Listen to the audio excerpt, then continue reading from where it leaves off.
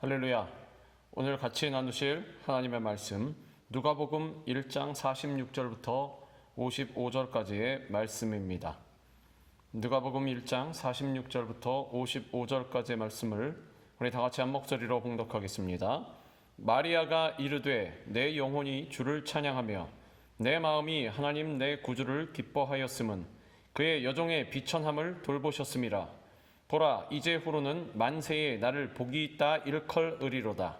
능하신 이가 큰 일을 내게 행하셨으니 그 이름이 거룩하시며 긍휼하심이 두려워하는 자에게 대대로 이르는도다. 그의 팔로 힘을 보이사 마음의 생각이 교만한 자들을 흩으셨고 권세 있는 자를 그 위에서 내리치셨으며 비천한 자를 높이셨고 줄이는 자를 좋은 것으로 배불리셨으며 부자는 빈손으로 보내셨도다.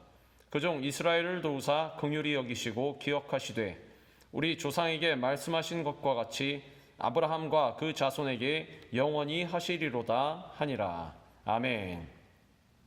오늘 이 말씀을 갖고 큰 일을 내게 행하셨으니 이런 제목으로 우리 같이 은혜를 나누겠습니다. 신앙인의 일생은 믿음의 일생입니다. 예수님을 믿음으로 구원받고 말씀을 믿음으로 은혜를 받고 신앙이 성장하는 것입니다. 그리고 하나님께서는 언제나 이와 같은 믿음의 사람과 함께 하시는 것입니다. 그렇기 때문에 우리는 어떤 상황에서든지 전지전능하신 하나님을 전적으로 믿고 의지해야 하는 것입니다. 그러면 우리가 믿는 하나님께서는 어떤 분이십니까? 오늘 본문은 마리아가 가브리엘 천사로부터 아기 예수를 성령으로 잉태하게 될 것이라는 소식을 듣고 감사하고 감격하여서 하나님께 올려드린 찬송의 내용입니다. 우리는 이 마리아의 찬송을 통해서 우리가 믿는 하나님께서는 우리를 위해 큰 일을 행하시는 하나님이라는 것을 잘 보고 깨달을 수 있어야 하는 것입니다. 마리아는 가장 먼저 자신의 비천함을 돌아보신 하나님을 찬양했습니다. 본문 47절부터 48절은 이렇게 말씀합니다. 내 마음이 하나님 내 구주를 기뻐하였음은 그의 여종의 비천함을 돌보셨음이라. 보라, 이제 후로는 만세의 나를 복이 있다 일컬으리로다. 우리가 믿고 섬기는 하나님께서는 비천한 자를 돌보시는 하나님이십니다. 사람들은 비천한 자를 멀리하고 대신 힘있고 권세있고 물질 많은 사람과 가까이 하고 싶어하는 것입니다. 그러나 하나님께서는 가진 것이 많다고 하나님을 멀리하고 내 스스로 강하다고 생각하는 자들보다는 약하고 소외된 자들과 함께 하시고 버림받고 상처받은 자들과 함께 하시는 자비와 긍휼의 하나님이신 것입니다.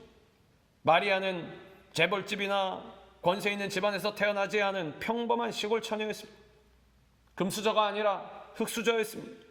그런데 이와 같이 세상적인 관점에서 볼 때 내놓을 만한 것이 아무것도 없었던 마리아가 하나님의 택함을 받자 어떻게 되었습니까? 성령의 능력이 임하여서 하나님의 독생성자 예수님을 잉태하게 되었습니다. 어느 날 기쁜 소식을 전하는 천사 가브리엘이 나사렛에 사는 처녀 마리아에게 나타나서 놀라운 소식을 전했습니다. 마리아가 천사로부터 예수님을 잉태할 것이라는 소식을 듣고 깜짝 놀라니까 천사가 계속해서 말합니다. 오늘 본문 앞부분 1장 35절에 이렇게 말씀하고 있습니다. 천사가 대답하여 이르되 성령이 내게 임하시고 지극히 높으신 이의 능력이 너를 덮으시리니 이러므로 나실 바 거룩한 이는 하나님의 아들이라 일컬어지리라. 이때 마리아는 믿음과 순종의 위대한 고백을 합니다. 38절입니다. 마리아가 이르되 주의 여종이오니 말씀대로 내게 이루어지이다 하매 천사가 떠나가니라. 당신은 결혼하지 않은 처녀가 아이를 가지면 율법에 따라서 돌에 맞아 죽을 수도 있었습니다. 그러나 마리아는 자신에게 어떤 위험과 어려움이 다가온다 해도 주의 뜻이면 순종하겠다고 고백했습니다. 하나님께서는 비록 가진 것이 없고 배운 것이 없고 명문 가정에 태어나지 않았다 할지라도 마리아와 같이 순수한 마음, 오직 주님만을 사랑하고 주님 말씀에 절대 순종하는 사람들 택하여 부르시고 그에게 큰 일을 맡겨 주시는 것입니다. 말씀을 믿고 순종하는 자들에게는 하나님의 일꾼으로서 큰 복이 임하게 되는 것입니다. 마리아는 믿음과 순종의 사람이었습니다. 마리아의 친척인 세례 요한의 어머니 엘리사벳이 마리아의 순종에 대해 말한 내용이 45절에 있습니다.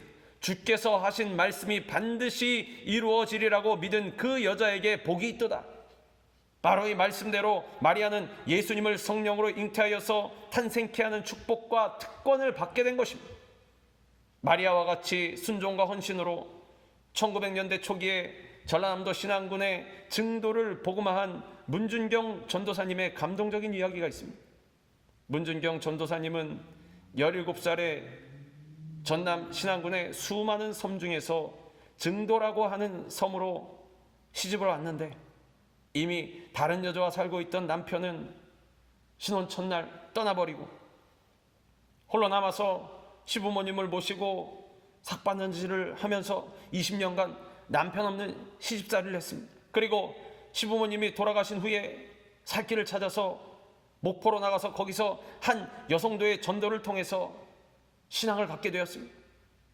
예수 믿고 그 누구에게도 받지 못했던 사랑을 교회에서 체험하고 난 다음에 내가 받은 예수의 사랑을 다른 사람에게도 전해야 되겠다 생각하고 전도인이 되겠다고 그렇게 결심하고 경성 성서학원에 진학했습니다.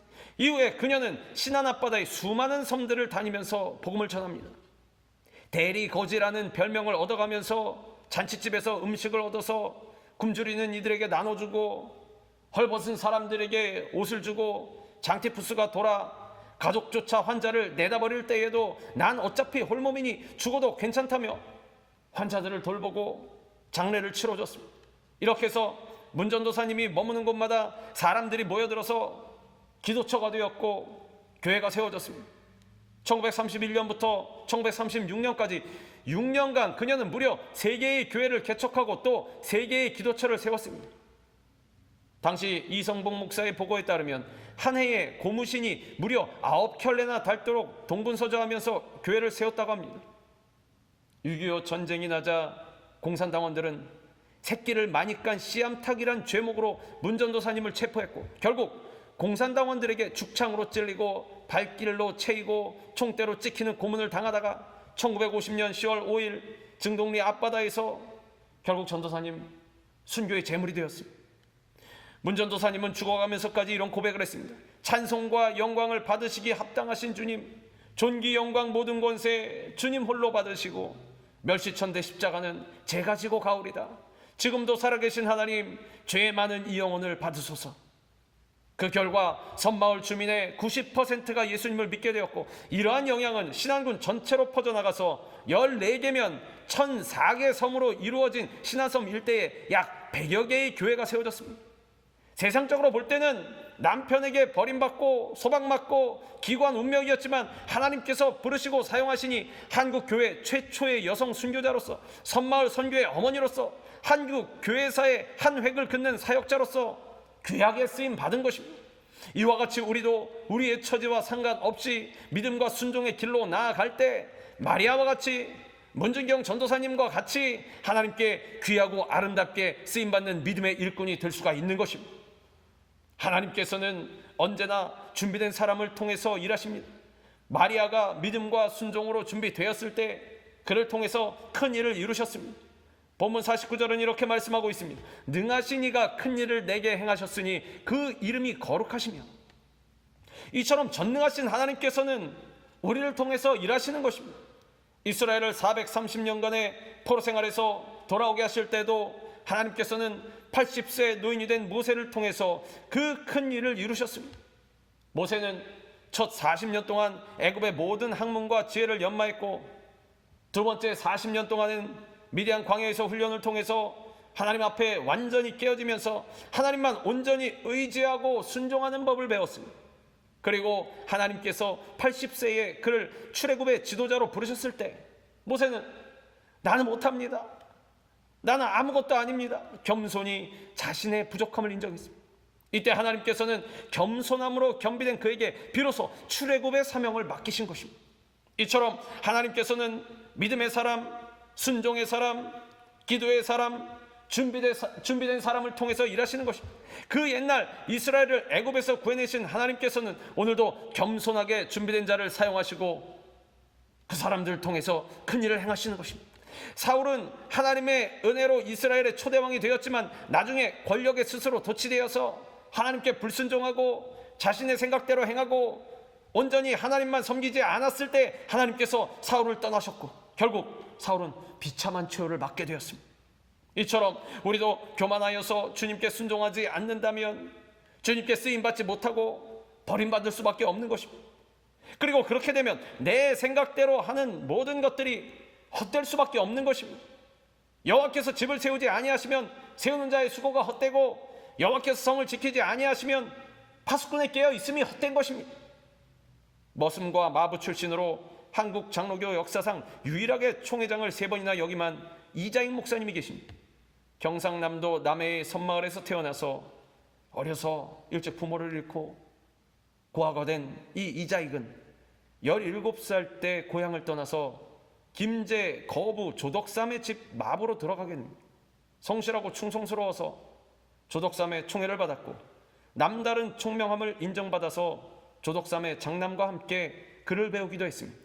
이후에 그는 미국 남장로교 소속 선교사의 전도로 조덕삼과 함께 예수님을 영접하고 조덕삼의 사랑채에서 금산교회가 세워지고 예배가 시작될 때부터 충성스럽게 교회를 섬겼습니다. 그리고 1907년 이자익은 장로 한 사람을 뽑는 투표에서 교회 설립자이자 자신보다 12살 많은 주인 조덕삼을 제치고 장로가 되었습니다. 이때 조덕삼은 결과에 승복하고 교인들에게 다음과 같이 말했다고 합니다. 우리의 금산교회 교인들은 참으로 훌륭한 일을 해냈습니다. 저희 집에서 일하고 있는 이자익 영수는 저보다 신앙의 열의가 대단합니다. 대단히 감사합니다. 이자익은 영특한 머리로 성경 구절을 줄줄줄 외웠고 누구나 알아들을 수 있도록 쉽게 설교하여서 교회 부흥에 일조했습니다. 이후 그는 조덕삼의 적극적인 후원으로 평양신학교를 졸업한 후에 금산교회 2대 담임 목사로 부임했습니다. 그는 생전에 약 20개 교회를 설립하고 목회했으며 대전신학교의 초대 교장이 되었고 분열 이전 장로교단 총회장을 3번이나 역임했습니다. 대전신학대학교 이자익 기념관 표지판에는 그에 대한 다음과 같은 평가가 기록되어 있습니다. 그는 가난과 고아와 마부라는 인생의 밑바닥에서 시작하여서 목사로서의 최고의 영예와 영광을 누렸음에도 불구하고 교만이나 권력과 명예에 대한 집착 없이 순수한 마음으로 하나님의 교회를 섬겼던 한국 교계의 큰바위 얼굴이다. 우리 역시 하나님 앞에 신앙적으로 또한 인격적으로 갖춰져서 준비된 자로서 쓰임 받도록 해야 하는 것입니다. 지식적으로나 환경적으로 조건을 갖추는 것도 일부 필요하겠지만 무엇보다 하나님이 바라시는 준비된 자는 마음 깊은 곳에 믿음과 겸손과 순종으로 준비된 자입니다. 이와 같이 언제나 말씀과 기도로 한결같이 주님 앞에 겸손한 모습으로 준비되어서 귀하게 쓰임받는 우리 모두가 되기를 주님의 이름으로 축원합니다. 준비된 자를 사용하신 하나님께서는 우리의 모든 문제를 해결해 주시는 참으로 좋으신 하나님이십니다. 하나님께서는 우리를 괴롭히고 힘들게 하는 모든 흑암의 세력을 물리쳐 주시고 교만한 자의 세력을 꺾어버리시고 택하신 주님의 자녀들을 높여주시는 것입니다. 또한 우리가 섬기는 하나님께서는 사랑의 하나님이십니다. 지금도 변함없이 불꽃 같은 눈동자로 우리를 지켜보시고 사랑하고 계시는 것입니다. 하나님께서는 힘없고 불쌍하고 어려움에 처한 자들에게 긍휼을 베풀어 주신 하나님이십니다. 본문 50절과 54절은 이렇게 말씀합니다. 긍휼하심이 두려워하는 자에게 대대로 이르는도다. 그 종 이스라엘을 도우사 긍휼히 여기시고 기억하시되. 하나님께서는 우리를 불쌍히 보시고 우리의 상처를 어루만져 주시고 절망의 자리에서 일으켜 주시고 우리를 돌봐 주시는 것입니다. 그리고 사랑의 하나님께서는 동시에 공의의 하나님이시며 악을 용납하지 않으시고 죄악을 심판하시는 하나님이십니다. 본문 51절부터 52절은 계속해서 말씀합니다. 그의 팔로 힘을 보이사 마음의 생각이 교만한 자들을 흩으셨고 권세 있는 자를 그 위에서 내리치셨으며. 하나님께서는 교만한 자들을 낮추시고 특히 세상 권세가 있다고 하나님을 모독하고 부인하는 자들을 심판하시는 것입니다. 또한 마리아는 52절부터 53절을 통해서 비천한 자를 높이시고 줄인 자를 배부르게 하신 하나님을 찬양합니다. 비천한 자를 높이셨고 줄이는 자를 좋은 것으로 배불리셨으며 부자는 빈손으로 보내셨도다. 마리아의 찬양과 같이 하나님께서는 비천한 자, 줄인 자를 돌보시고 문제를 해결해 주시는 것입니다. 진실한 마음으로 하나님께 나와서 나의 연약함과 필요를 아른다면 미쁘시고 의로우신 하나님은 모든 기도와 간구에 응답해 주시는 것입니다. 단지 우리가 할 것은 하나님을 믿고 하나님께 맡기고 계속해서 인내함으로 기도하는 것입니다. 고아의 아버지 조지 뮬러는 기도할 때에 하나님의 응답 시간과 하나님의 응답 방법을 바로 이해하지 못하는 사람은 기도에 가장 낭망하기 쉬운 자이다, 이렇게 말했습니다. 뮬러는 하나님께서 정하신 때에 그분의 방법대로 이루어 주심을 확신했습니다. 뮬러가 고아들을 위해서 하는 기도는 거의 매일 이루어졌지만 한편으로 그의 삶 가운데 응답을 오래 기다린 기도들도 많았습니다. 그에게 있어서 기도 응답은 언제나 하나님의 편에 달려 있었습니다. 어느 날 고아원 건축을 위해서 기도하던 뮬러는 이렇게 말했습니다. 고아원을 새로 건축하기 위해서 하나님의 도움을 요청한 지 400일이 지났다. 그분께서는 나의 믿음과 인내를 시험하고 계셨다. 아직 내 때가 오지 않았다고 말씀하시는 것 같았다. 그분이 정하신 시간에 도와주실 것을 반드시 믿는다. 뮬러는 성급한 판단을 내리지 않았습니다. 하나님의 시간뿐 아니라 하나님의 방법도 믿었기 때문입니다. 그런 까닭에 환난 속에서도 결국에는 유익한 결과를 얻을 것이라고 뮬러는 확신했습니다. 기도에 대한 하나님의 응답 시기와 방법은 인간의 계산과 생각을 훨씬 뛰어넘는 것입니다. 뮬러는 그것을 잘 알고 있었습니다. 시간이 흘러 어느 날 뮬러는 이렇게 고백합니다. 나는 오늘 400명의 새 고아들을 수용할 새 고아원을 개원하였다. 이것은 내게 굉장히 귀중한 일이다. 왜냐하면 매일 7년 동안 기도를 드린 후에 얻은 것이기 때문이다. 이러한 축복은 결코 우연하게 찾아온 것이 아니라 온전한 믿음을 가지고 오직 하나님의 때를 기다려온 결과이다. 7년이든 70년이든 시간이 흐르고 환경이 변해도 우리를 향하신 하나님의 뜻은 결코 변하지 않는 것입니다. 하나님의 때가 이르면 반드시 하나님의 약속은 성취되는 것입니다. 예수님께서 이 땅에 오신 목적이 무엇입니까? 예수님께서는 인류의 모든 죄와 죽음, 가난과 질병, 저주와 상처, 고통, 우리가 살아가는 동안 겪는 모든 문제를 십자가에서 해결하시기 위해서 오셨습니다. 즉 우리의 영혼이 잘되고 범사가 잘되고 강건케 되어서 풍성한 삶을 살아가도록 하시기 위해서 이 땅에 오신 것입니다. 이와 같이 예수님을 통해서 모든 좋은 것을 베풀어 주시고 모든 문제를 해결해 주시는 하나님께서는 참으로 좋으신 우리의 아버지가 되십니다. 주님을 사랑하는 자녀에게 하나님께서는 가장 좋은 것을 허락하시는 것입니다. 하나밖에 없는 독생자를 아끼지 아니하시고 천둥 벌거숭이 같은 우리 모든 사람을 위하여 내주신 하나님이시기 때문에 당연히 그 아들과 함께 모든 것을 우리에게 더해 주시는 것입니다. 그러므로 이와 같이 비천한 자를 돌아보시고 준비된 자를 사용하시며 자비와 긍휼로 우리의 모든 문제를 해결해 주신 하나님 안에서 우리의 모든 것을 주님께 다 맡기고 믿음으로 전진해 나아갈 때 인내로 응답받고 승리의 삶을 살아가는 우리 모두가 되기를 주님의 이름으로 축원합니다. 기도하겠습니다. 비천한 자를 돌보시고 겸손과 온유와 믿음으로 준비된 자를 사용하신 하나님 아버지, 끝까지 우리를 돌보시고 함께 하시고 인도하시고 복을 주시니 감사합니다. 모든 문제를 해결해 주시고 우리 삶 가운데 좋은 일이 넘쳐나게 만들어 주시니 지금 잠시 어려움 있고 슬프고 고통스러운 일이 있어도 주님께 믿음으로 맡기고 나아갈 때 모든 것이 합력하여 선을 이루고 승리의 삶을 살아가는 우리 모두가 되게 하여 주시옵소서. 예수 그리스도의 이름으로 간절히 기도드리옵나이다. 아멘.